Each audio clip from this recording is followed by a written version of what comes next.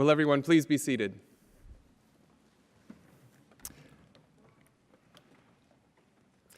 Good afternoon, and welcome to Arizona State University and the Spring 2018 Convocation Ceremony of the School for the Future of Innovation in Society.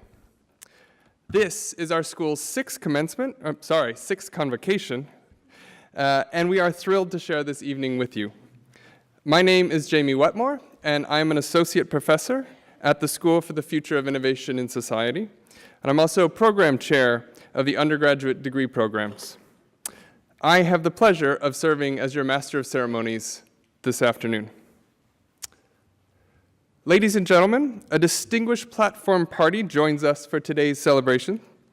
These faculty members and guest speaker are representatives of the faculty, students, and staff of our school. I would now like to introduce this platform party. Please stand when your name is called and remain standing, and if you could all hold applause until the very end. First off, we have David Gustin, founding director of the school. Tom Khalil, our honored guest speaker. Darlene Cavalier, professor of practice. Andrew Maynard, program chair, science and technology policy. Gary Grossman, associate director for academic programs. Mary Jane Parmentier, program chair, global technology and development. Clark Miller, associate director for faculty. Dave White, professor of community resources and development. Barry Bozeman, regents professor of public affairs. Eric Fisher, program chair, human and social dimensions of science and technology. Nalini Chetri, assistant director. And Lori Heidinger, director of fiscal and business operations.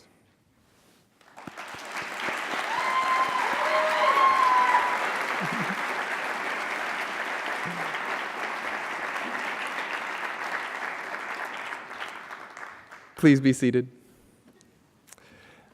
I would now like to acknowledge the faculty and staff of the School for the Future of Innovation in Society. All staff and faculty in our audience, could you please stand and be recognized for your contributions to our school?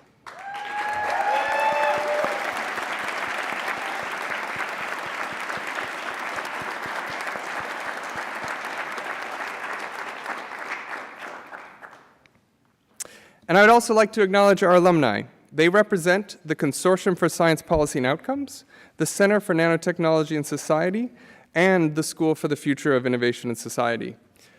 They laid the foundation and set the standards of excellence that we celebrate in our graduates today. We would also like to acknowledge family, friends, and colleagues of our graduates today. Your unwavering support in their academic journey has been invaluable. So would all alumni, family members, friends, and colleagues of the graduates of the School for the Future of Innovation Society please stand to be recognized.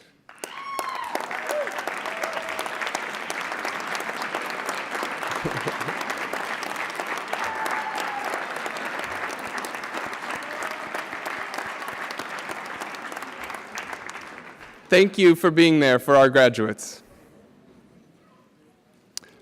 It's now my pleasure to introduce David Guston, the director of the School for the Future of Innovation in Society, to say a few words. Welcome, Dr. Guston. Thank you, Jamie.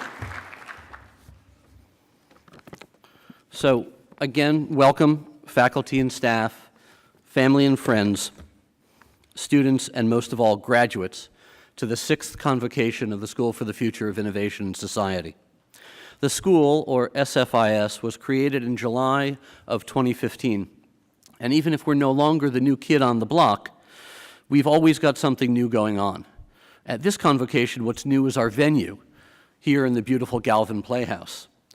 It seems somewhat unreal to be in Galvin with it looking like an ordinary theater, because the last time I was here just 2 months ago, a collaboration between the school and many other units here at ASU had turned this stage into a moon base of the 22nd century. That collaboration, called Emerge, a Festival of Futures, is our school's signature public event and characteristic of the kind of work that we aspire to do, a novel, creative way of representing a future so that many people, in that case some 700, 800, 900 people, can play a part in envisioning and deliberating about what that future might be.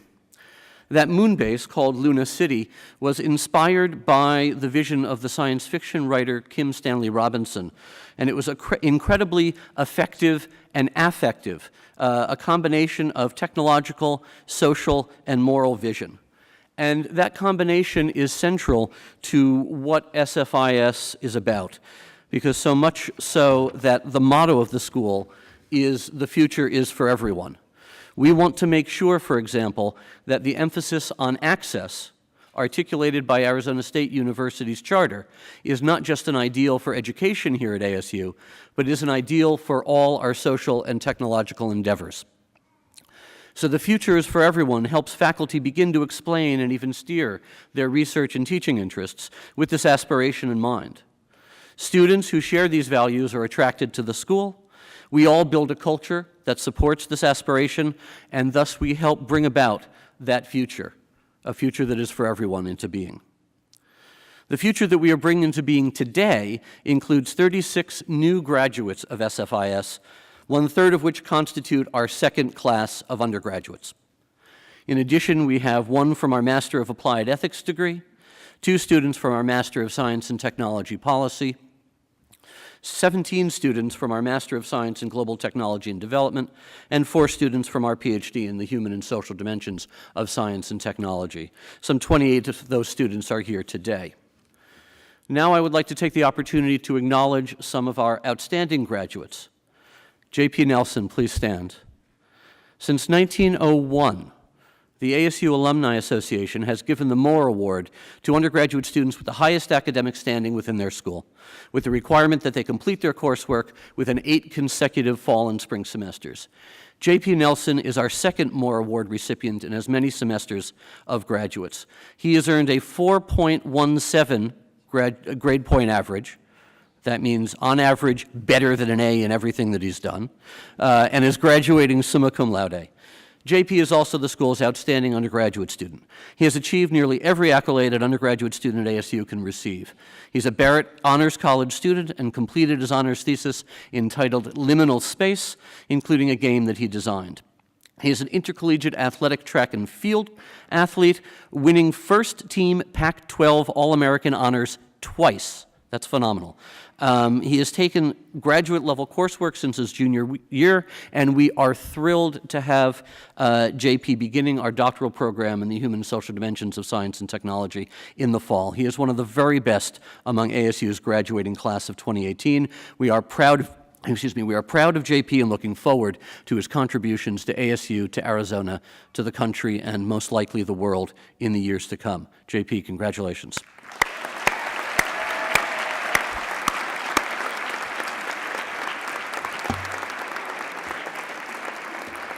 You can sit down. Our outstanding graduate student is Elizabeth Garvey. She is receiving a PhD in Human and Social Dimensions of Science and Technology, and I will ask her to come to the stage as she missed receiving her Outstanding Student Award a few weeks ago due to her work obligations. Dr. Elizabeth Garvey has been an outstanding student in our PhD program and has shown herself, thank you, Laurie, and has shown herself to be an excellent student leader as well. She was deeply engaged in school activities, serving as president of our graduate student organization, as well as being our students' delegate to the Graduate and Professional Students Association. The title of her dissertation is The Value of a STEM PhD, which is a study in contrasting the public perception of the value of doctoral degrees in science, technology, engineering, and mathematics outside of academia against the struggle that many recipients of such degrees have in finding appropriate employment in their respective fields. She recently received the Mirzayan Fellowship in Science and Technology Policy, and thus has been working at the National Academies of Science, Engineering, and Medicine in Washington, D.C. Dr. Garvey exemplifies the dedication and research focus of our doctoral students, and our faculty is eagerly anticipating what her career will contribute. Congratulations, and also thank you for carrying the school colors so proudly at graduate commencement. Yes,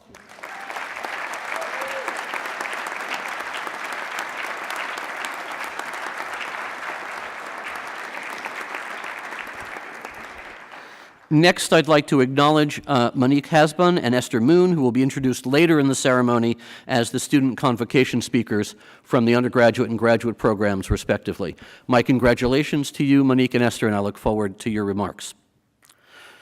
The school would also like to acknowledge our students that have served in the armed forces. 3 of our graduates are veterans, including Marcus Goodwin, who is in attendance today. Marcus, thank you. Marcus served for 4 years in the Army. In order to attract and train such talented students, the school has gathered a remarkable faculty and staff. Among our faculty, we have almost as many academic disciplines represented as people, from electrical engineering, physics and geoscience, to law, political science, and science and technology studies. We have award-winning teachers, pioneering scholars, gifted writers and editors, and dedicated public servants. We continue to hire tremendously talented faculty, often because they see our school and ASU as places unlike any other where they can accomplish their boundary-busting, community-serving goals. Our staff have worked tirelessly to build this new school with students, with degree programs, and yes, now our 6th convocation. Newer staff members have joined with our long-serving staff to create greater opportunities for everyone, extending the school's voice, its projects and enterprise beyond its previous boundaries. Thank you for throwing your hard work and creativity into the school. Universities regularly claim that they prepare students for the future.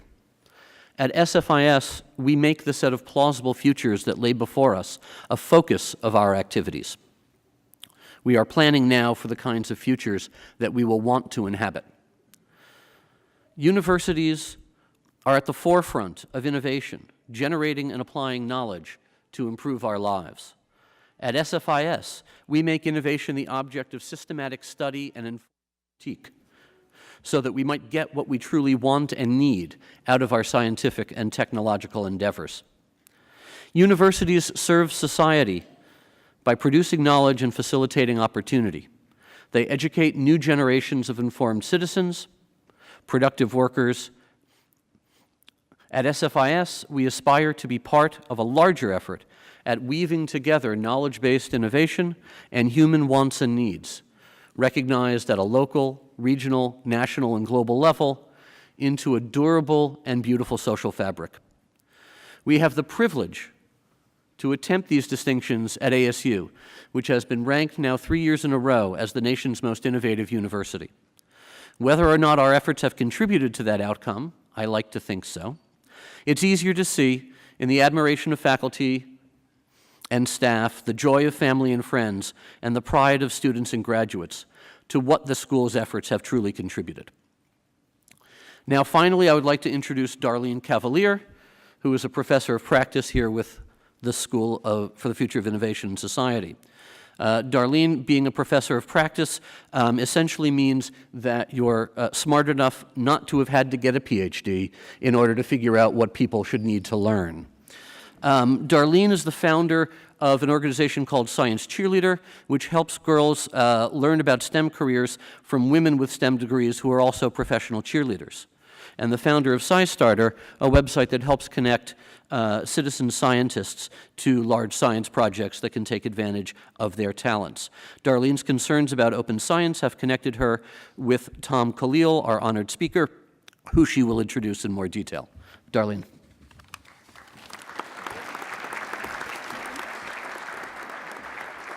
It's true. I did not get a PhD because someone's got to work, right, parents? But thank you, Dave. Congratulations. Congratulations, graduates, and it is truly my honor to introduce your Convocation speaker, Thomas Khalil. Tom is the Chief Innovation Officer at Schmidt Futures, and he's an entrepreneur in residence at UC Berkeley. Previously, Tom was the Deputy Director of Technology and Innovation at the White House Office of Science and Technology Policy. Tom does a lot of things, and when you have a chance to talk with him later, you'll discover that he's probably done or is doing one of the things that you're about to do. Let's welcome Tom Khalil.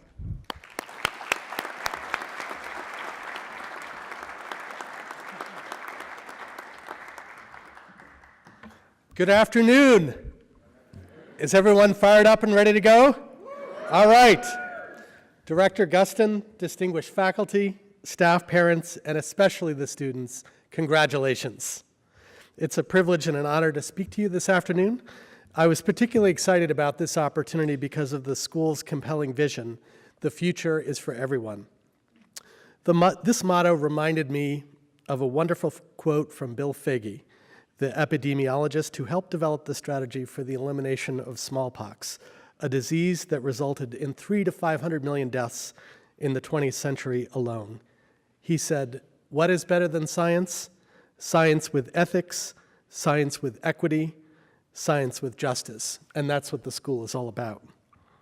Today, I'm going to resist the urge to tell you about the miracles of compound interest, the importance of wearing sunscreen, or the need to follow your passion.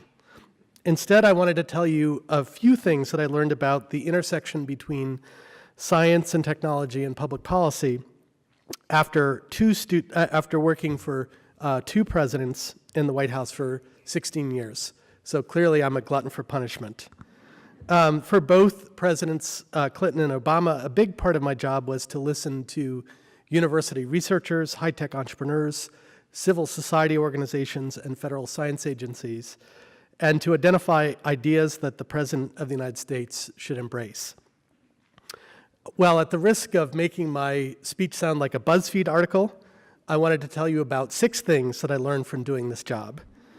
I actually have a much longer list that I'm sparing you, but if you're ever suffering from insomnia, you can read an article I wrote about this topic by Googling Khalil and policy entrepreneurship. Some of these lessons are specific to innovation policy, but some of them have broader relevance to the task of getting things done, particularly in large organizations. The first is that public service can be really rewarding, which is in the current environment is really a man bites dog story. There were certainly days when I wanted to pull my hair out, but there were also opportunities to get things done that would be difficult to accomplish anywhere else.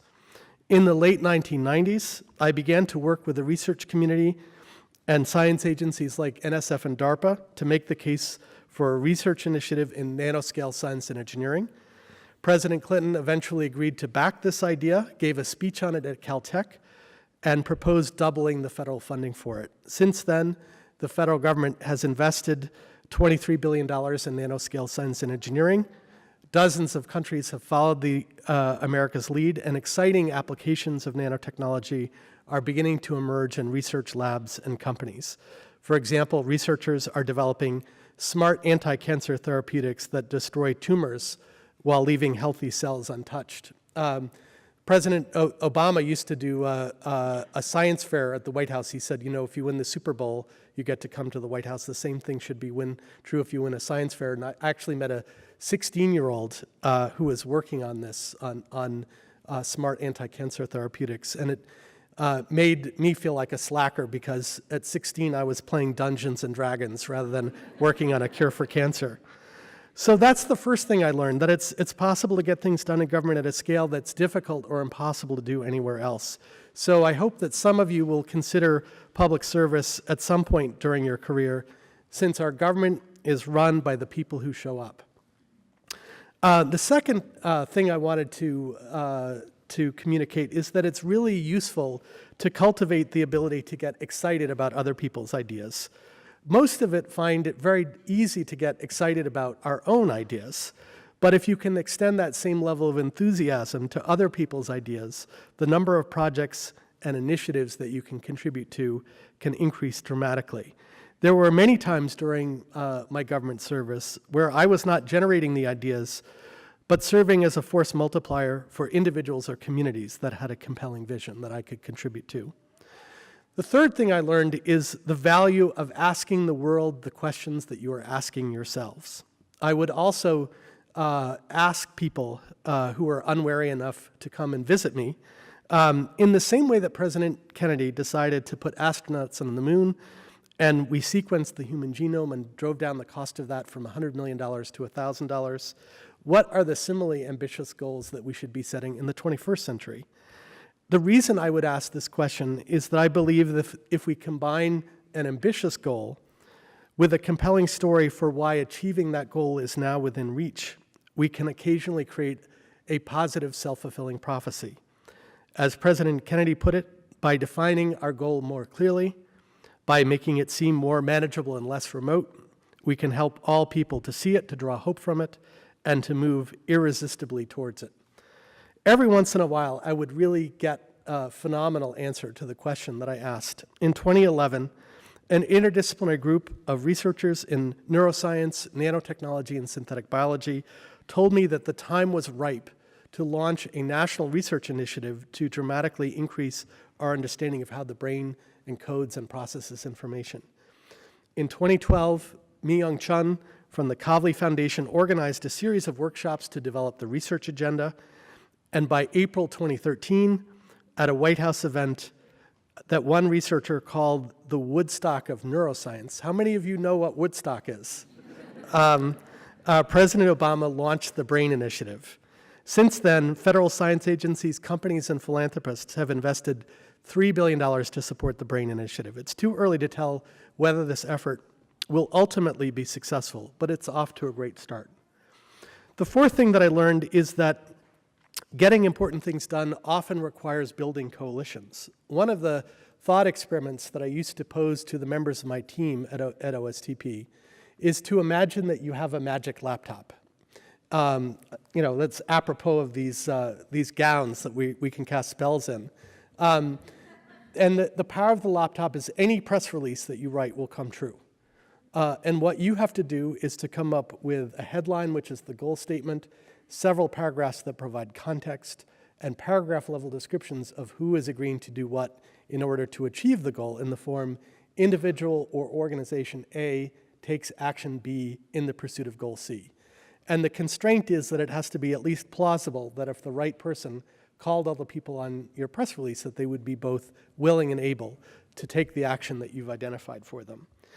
One question I would have for you, even though finals are over, allegedly, is what press release would you write and why? What is it that you know and believe that you think makes this a compelling idea?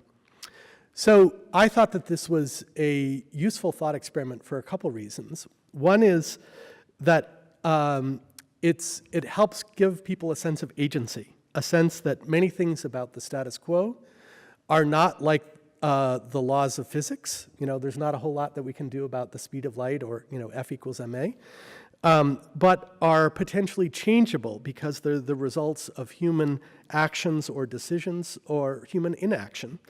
And the second, that there's a value to a particular type of specificity and concreteness, which is the common sense observation that things happen in the world when particular individuals and organizations take some action in the pursuit of some goal. So if you're trying to accomplish something that goes beyond what you can accomplish as an individual, you ultimately have to have a sense for the coalition of the willing and able that you need to build, what it is that you want them to do, and who's in a position to convince or persuade them to take that action.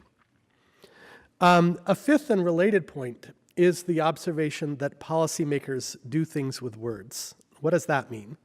My thinking on this topic is influenced by a British philosopher, John Austin, who wrote a book that was published in 1962 about something called speech acts. And his observation is that in saying something, we do something. So, for example, when a priest says, "I now pronounce you husband and wife," he's doing something with words.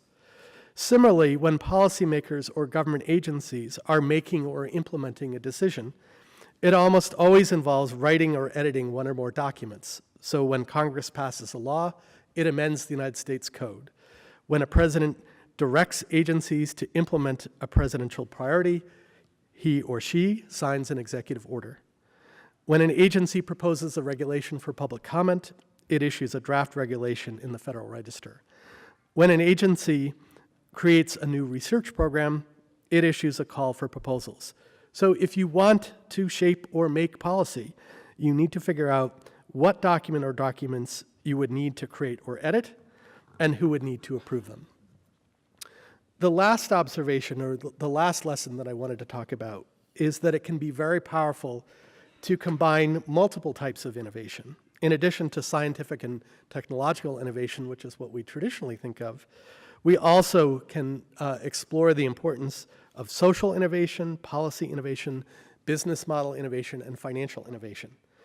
And some problems require integrating multiple types of innovation. So for example, in the field of global health, there are important market failures.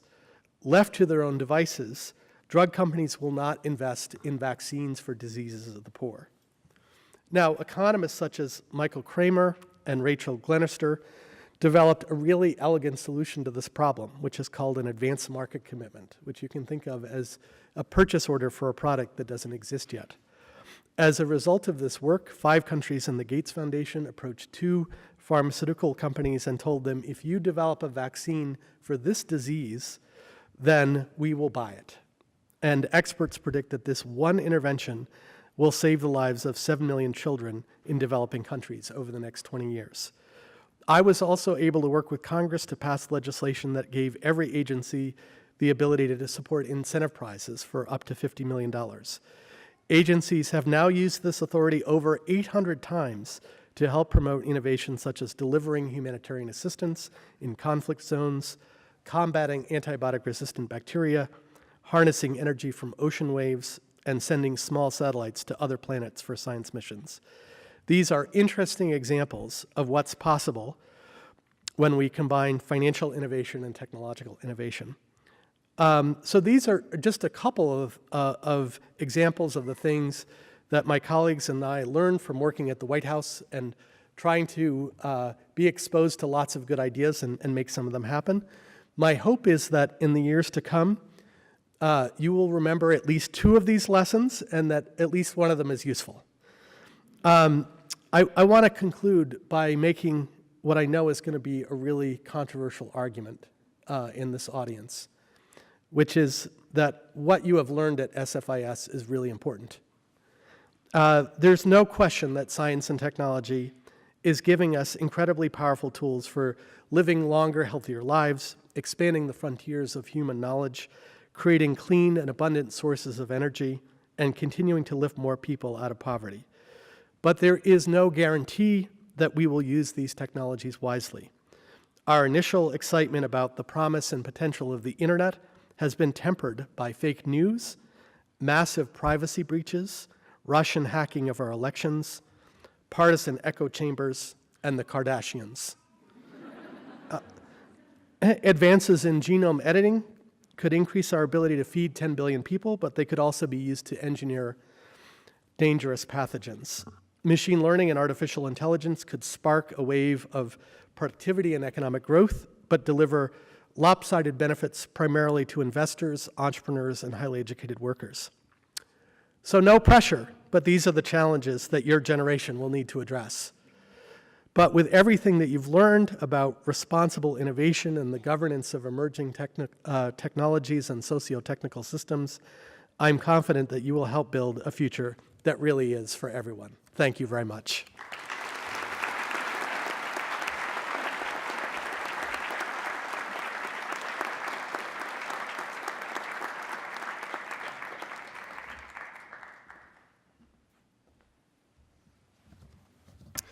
Thank you, Mr. Khalil. So we've heard from the faculty and we've heard from our guest speaker.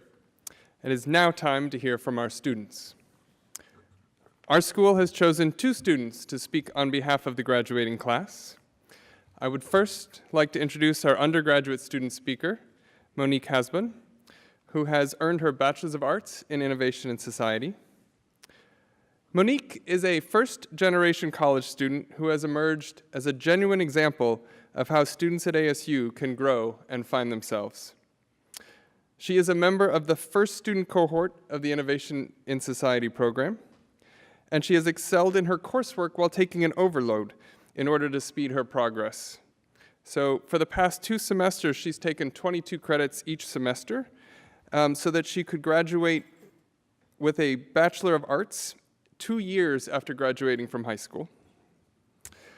In addition to that, she has also worked locally as a musician at major resorts, and she squoze in 3 study abroad programs, maybe 2. I'm not quite sure what the number is because she's off to Greece with one of our faculty members, Mary Jane Parmentier. When do you guys leave? In a week?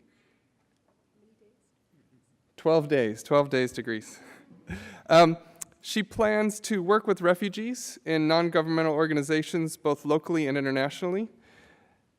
And we continue to be both impressed with Monique and honored to have contributed to be a part of her bright future. So Monique Hasbun, will you please join me in welcoming Monique as she comes to the podium?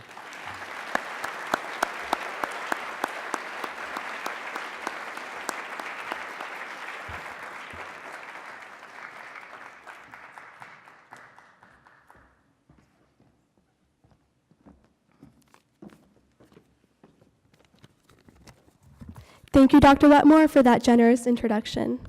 Good evening, everyone, faculty, staff, and graduates. Thank you for the opportunity to speak.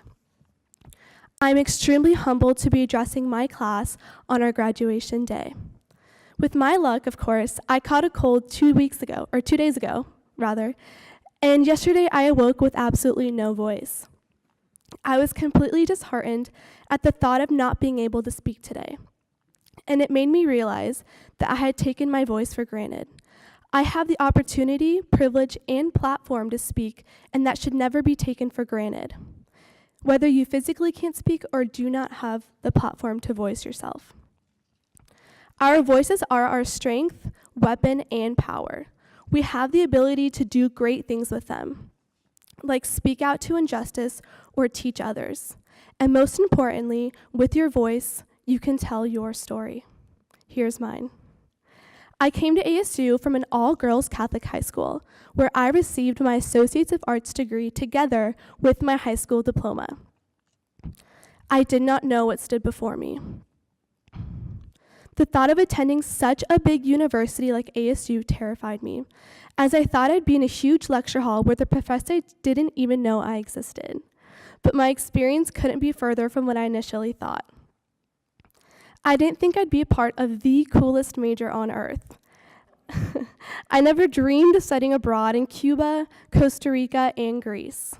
And never in a million years would I have thought that I would be giving the speech at my college graduation, especially coming from immigrant parents who never stepped foot in a university.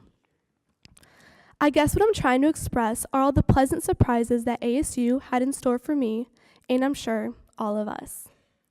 If I'm not mistaken, we all came to the School for the Future of Innovation in Society with one common goal in mind: to make the world a better place. But what does this vague statement really entail? The integration of science, technology, and innovation in our daily lives has never been more prevalent. What we have learned through SFIS is invaluable. It has taught us something most degrees don't, and that is how to think critically about how our present-day actions will lead us to a particular future. For example, thinking about food security in a fossil fuel-dependent society that feeds climate change, or how Tempe will cope with the management of waste with an increased population in 2050. Being a part of this inaugural program has really pushed our intellectual capabilities and flexibility into immersing our minds into complex subjects that never really have an answer. However, returning to my initial statement, we all have a longing to make this world a better place. And we, as a society, will become closer to solving problems and making this world more habitable for all people and all creatures who co-inhabit this planet, through innovation, through alternative ways of thinking, and inclusivity of all people. I felt in my heart that SFIS was the perfect place for me to shape the future, challenge myself, and inspire others. I was constantly surrounded by people who wanted to change the world and not just live in it. And I know for a fact that I could not have succeeded if it were not for my family, my peers, and the amazing faculty and staff of SFIS. Thank you all for leading us into the future.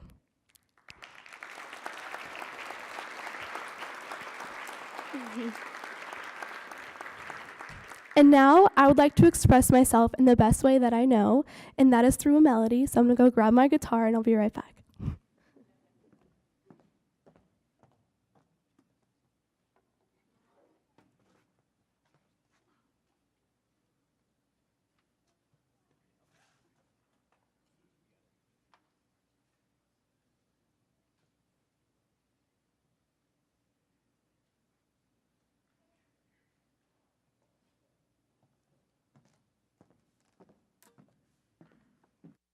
I wrote this song for you, class of 2018, from my heart, and I hope you enjoy it.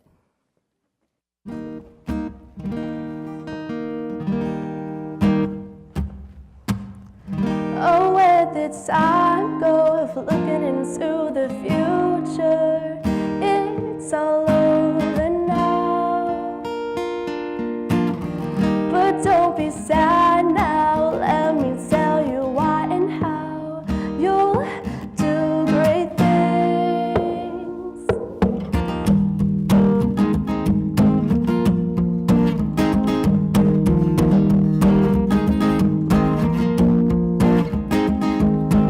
So get ready, 1, 2, 3, it's up to you and me. We're out to make a change. But don't be scared now, you're on your way. How far will you go? Today, we're standing here and we don't know where we're going.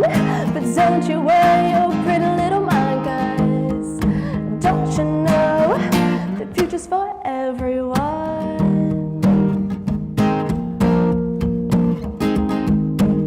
Just take what you learned, chase your passion out, what you'll earn.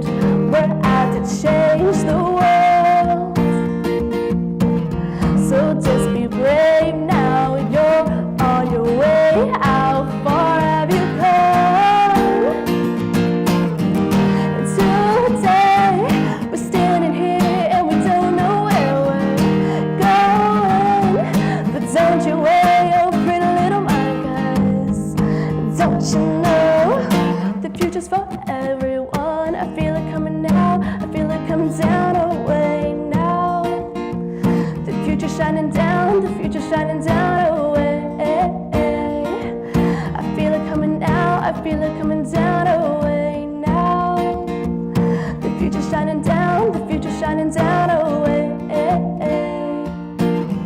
And today, we're standing here and we don't know where we're going. But don't you worry your pretty little mind, guys. Don't you know? 'Cause don't you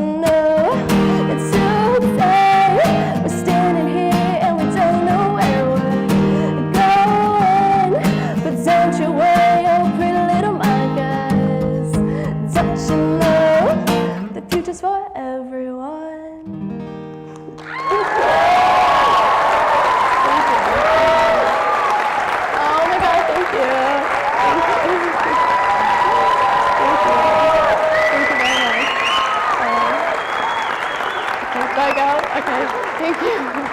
Appreciate it. Harold. Thank you very much. Thank you, Monique. By the way, she did confess that her first EP comes out in the fall, and I'm hoping that song is on it. I don't know. I don't know if it's going to make the cut or not. I would now like to introduce our graduate student speaker, Esther Moon, who is the recipient of the master's degree in applied ethics and the professions.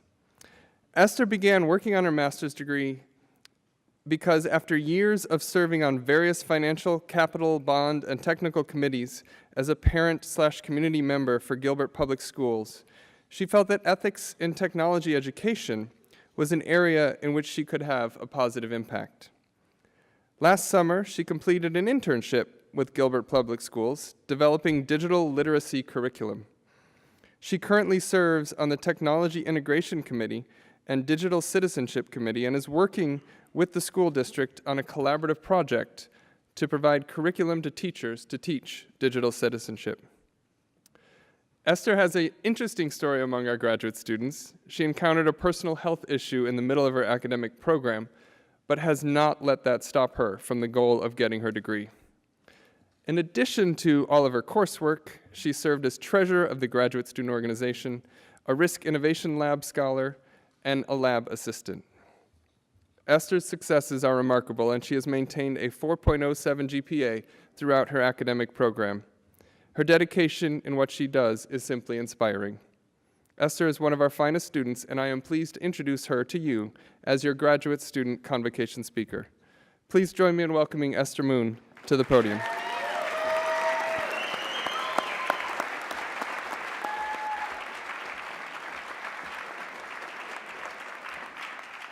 Thank you, Dr. Whitmore. Eric, I'm not singing and dancing, sorry. He looked at me like, are you going to? No. Thank you, Dr. Whitmore, and good afternoon, faculty, staff, alumni, guests, and my fellow graduates. It's an honor to address you here as your graduate student convocation speaker. On behalf of all the graduates, I would like to thank Dr. Gustin and the faculty and staff of the School for the Future of Innovation and Society for their support of our academic pursuits. And I would like to especially thank my graduate committee chair, Dr. Joseph Herkert, and Dr. Clark Miller, who are on my committee, for their guidance throughout my program. And to Dr. Andrew Maynard, who, besides being the coolest boss to work for, he really is the coolest boss. He helped to challenge and expand my worldview of risk and responsible innovation. I want to thank my graduate peers for their insights, their ideas, and the time that's spent together in classes and in activities. One of the things I will miss the most, besides the donuts, is the sense of community that we've shared. And I want to thank my husband and my family and friends for being my biggest supporters and cheerleaders. And I will probably make you cry, so I'll just warn you now. Last but by no means least, I have to thank God, because this degree it had a challenge for me, and without faith giving me strength and courage, I wouldn't be here today. So,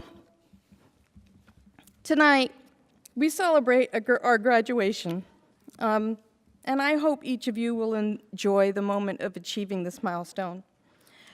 After today, we will set out on a new path in life, and we will take what we have learned here at ASU into the world and begin tackling the challenges of transforming society and engaging globally to make the world a better place for all people. I want to express to you how important it is that you let the accomplishment of getting your degree empower you to explore every new opportunity, because I have learned that life is too short and the time here is too precious to waste on fear and regret. My academic pursuit as a graduate student looks a bit different than the average student. Yes, like most of you, I've learned about the importance of thinking ethically and being responsible to society as we innovate in areas like nanotechnology, clean energy, and smart cities. But I also learned a few things about being more adventurous and open-minded. As part of my story, I would like to share 3 principles that help me step out of my comfort zone, and I think they are important for you to remember as you go forward in life. First, I learned to never let fear and uncertainty decide what path to take in life. There are a lot of good reasons not to choose not to take a certain path, but fear is not one of them. I know this because I've already experienced many decisions in my life in which I was hesitant and felt the need to play it safe. I married and started a family after getting my bachelor's degree, and I raised children and began a career. Just making the choice to move along a new path, retire, and apply for a graduate program was uncertain and very scary. I was excited to start my program, and I found myself quickly adjusting to the new path. But I wasn't prepared for the obstacle I was about to encounter, or the next set of sacrifices I would have to make. 3 semesters into my program, I was diagnosed with stage 3 breast cancer, and life changed overnight. I missed a semester due to surgeries and chemotherapy and radiation, and at first, I was angry and afraid. My path seemed to be changing, and honestly, my journey in life felt like it was coming to an end. My husband and I shared a lot of tears and prayers, but then one day I realized that with my faith, I can do anything, and I was not going to go down without a fight. It wasn't easy pushing aside the fear and pressing on. It was very difficult. It was very difficult for me physically, mentally, emotionally, and spiritually. And it didn't help that people around me seemed to have an opinion about what I should or could do. Which leads me to my second principle. Never let people and circumstances define who you are or what you can do. I'm not very good, as any of my friends will tell you, and probably my husband. I'm not very good at letting people tell me what to do anyway. And I wasn't going to let the circumstance of having cancer stop me from getting my degree. So in the midst of surgeries, regrowing hair, chemo brain fog, and being a mom and staying active in my church and community, I continued with my classes. I can't tell you how thankful I am for our excellent and exceptional faculty, for encouraging me to push myself even farther outside of my comfort zone. Because of them, I took some risk to join in and participate fully in my graduate experience. I was able to help and start and serve in the graduate student organization. I completed a summer internship and presented at a conference and developed a website for my applied project. And in February, when I thought I was done with my share of challenges, I was invited to submit an article to the Journal of Information Communication and Ethics in Society for a partnership on the progress of the digital divide special issue. And I'm excited to be able to say that on Sunday I found out that it was accepted for publication.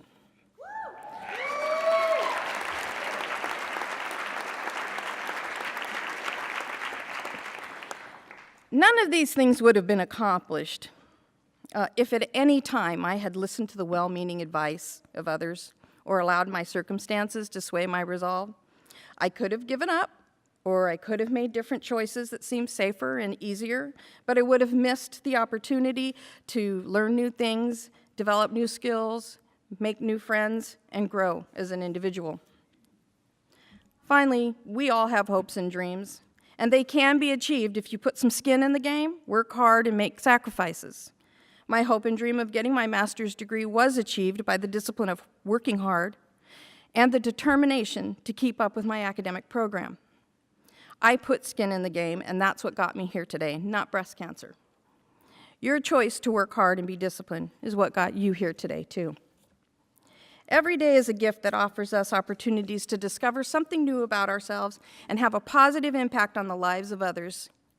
So amid tonight's celebrations and tomorrow's plans, you need to recognize that your sacrifices and obstacles aren't stumbling blocks. They're stepping stones along the path of life's journey.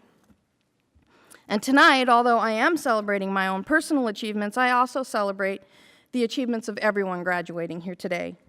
I have more paths to experience in my life journey, and so do you.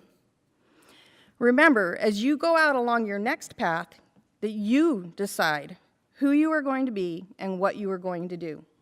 Then you give it everything you've got to finish well.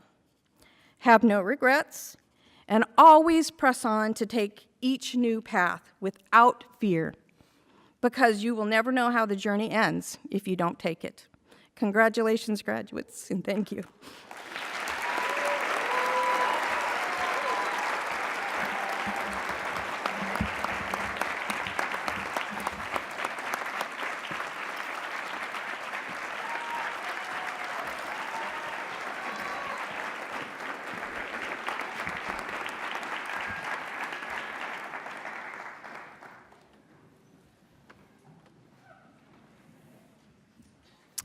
Thank you, Esther.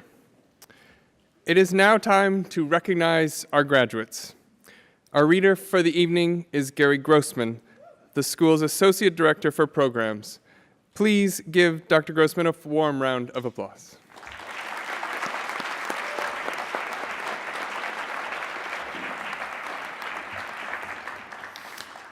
Thank you, Dr. Wetmore.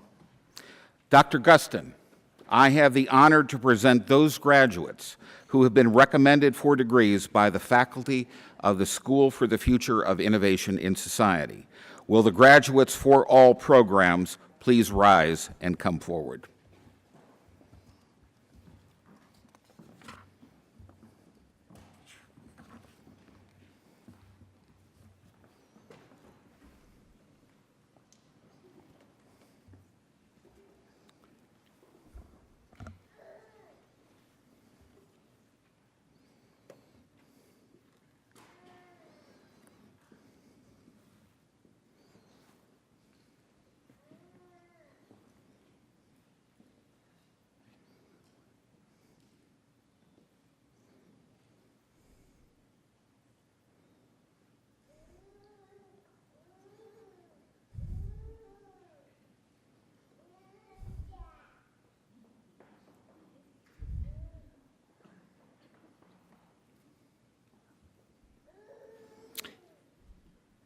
We will begin by presenting the graduates for the doctoral degree in Human and Social Dimensions of Science and Technology. Dr. Barry Bozeman and Dr. Andrew Maynard will be hooding. Ariko Fukumoto, hooded by Dr. Barry Bozeman.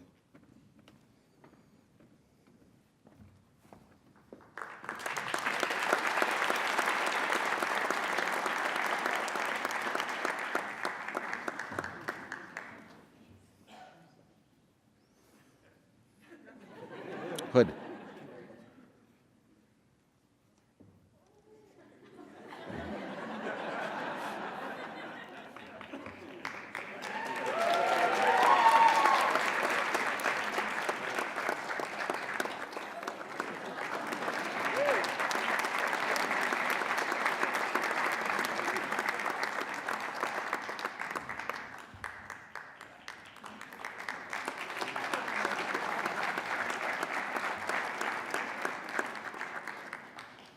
Elizabeth Garvey, hooded by Dr. Andrew Maynard.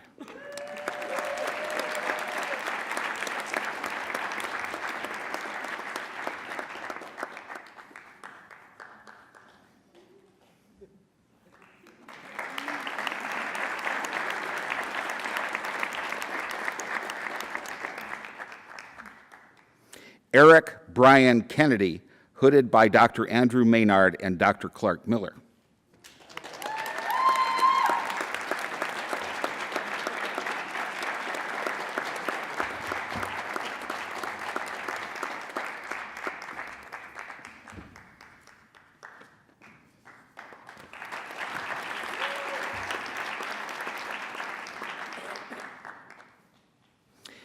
We will now present the master's degrees for the arts, the Master of Arts in Applied Ethics and the Professions.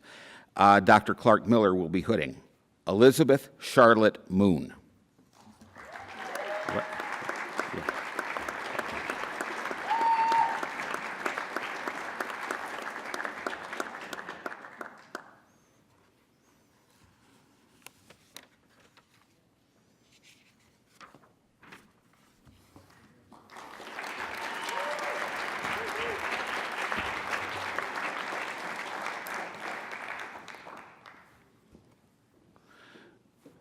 We will now present the graduates for the Master of Science degree in Global Technology and Development. Dr. Mary Jane Parmentier will be hooding. Sheila Renee Alvarez.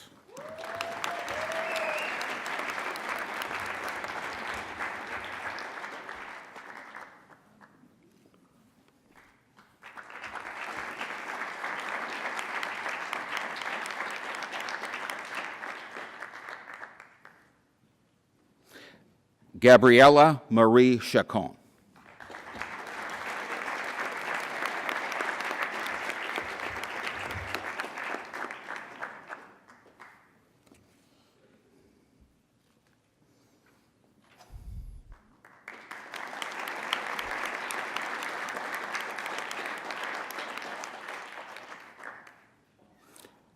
Ariel Nicole Diaz.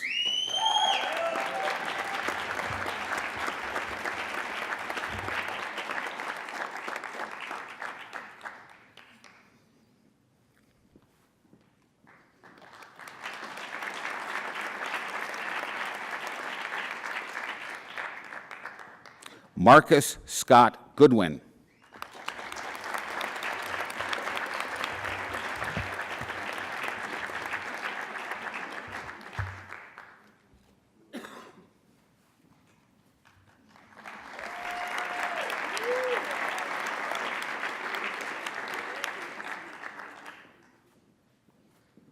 Megan Claire Joyce.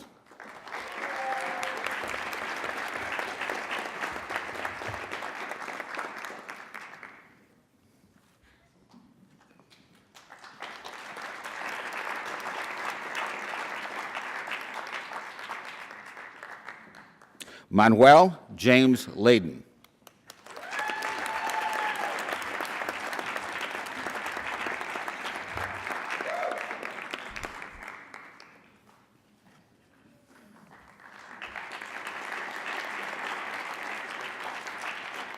Kristen Lindsay.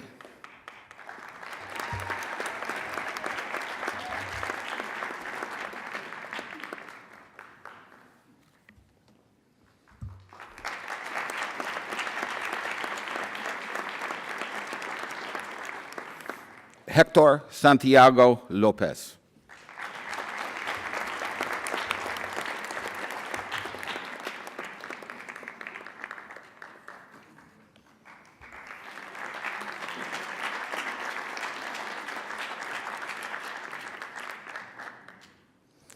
Caitlin Marr.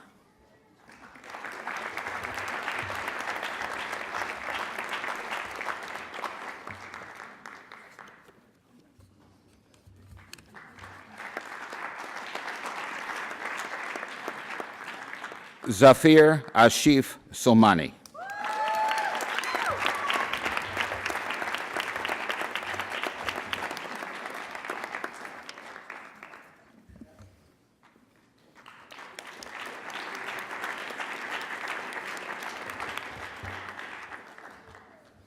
We will now present the graduates for the Master of Science and Technology Policy. Dr. Dave White and Dr. Emma Frau will be hooding. Krista Leah Lawless, hooded by Dr. Dave White.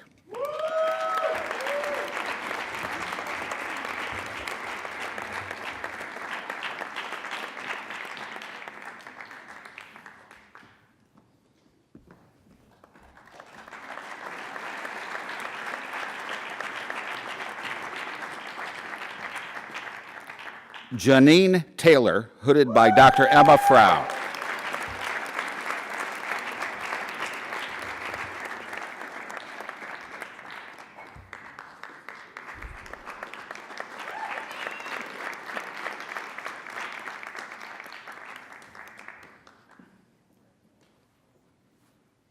We will now present our second class of undergraduates earning a Bachelor of Arts in Innovation and Society, Joshua Dalton Hallis.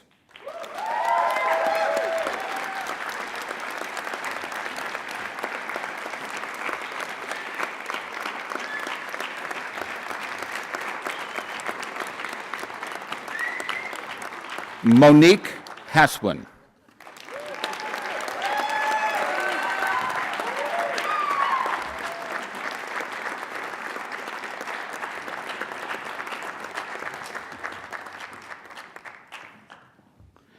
Emily Ann Whitlatch.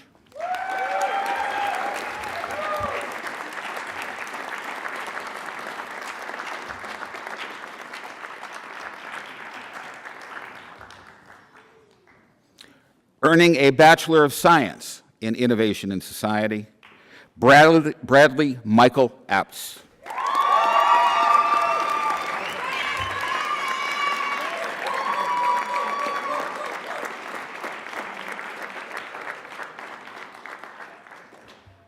John Michael Aumer.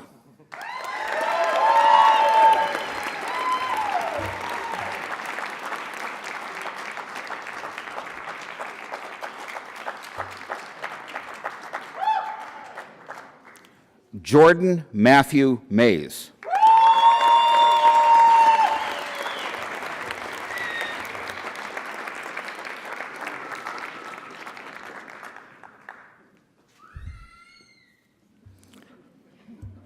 Nancy Mocero Macheta.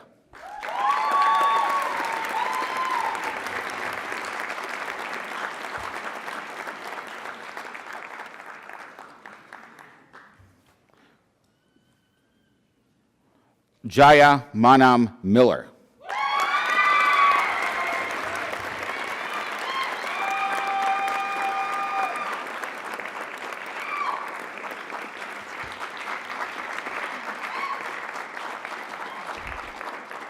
John Paul Nelson.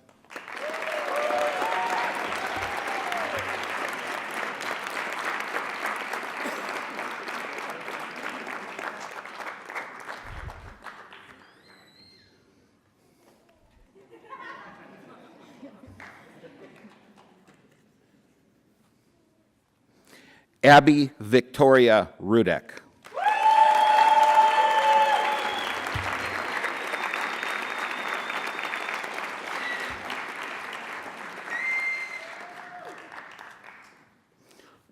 Amelia Eileen Sotis.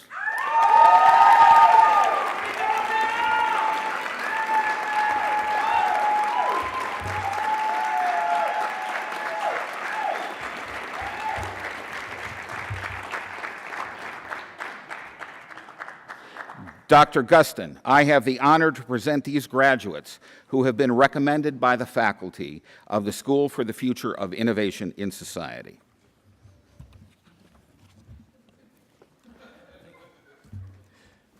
Thank you, Gary. Today, we recognize these graduates and the degrees that were conferred upon them by the President of Arizona State University, Dr. Michael Crow, upon the recommendation of the faculty. I hereby acknowledge the degrees you have received from the school, and I admit you to the fellowship of educated persons with all of its rights, honors, privileges, and, as President Crow likes to say, most importantly, obligations. All graduates, please rise, turn and face your family and friends. Ladies and gentlemen, Arizona State University and the School for the Future of Innovation Society proudly present the SFIS graduates of Spring 2018.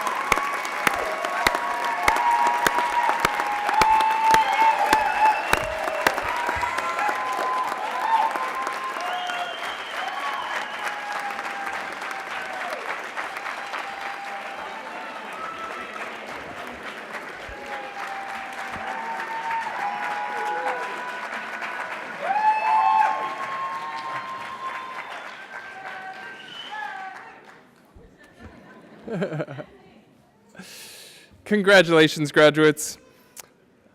As is our tradition, oh, I just made you sit down, but now you have to get up again. Please rise. Everyone, as we sing the alma mater. You should find the lyrics in your program.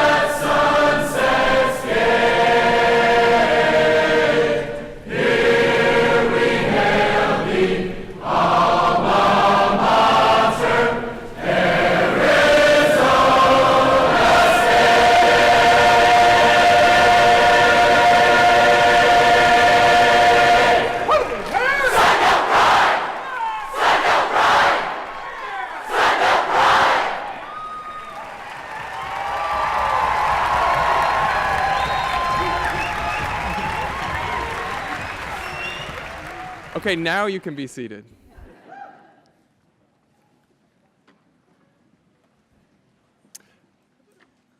Ladies and gentlemen, This concludes the Spring 2018 Convocation of the School for the Future of Innovation in Society.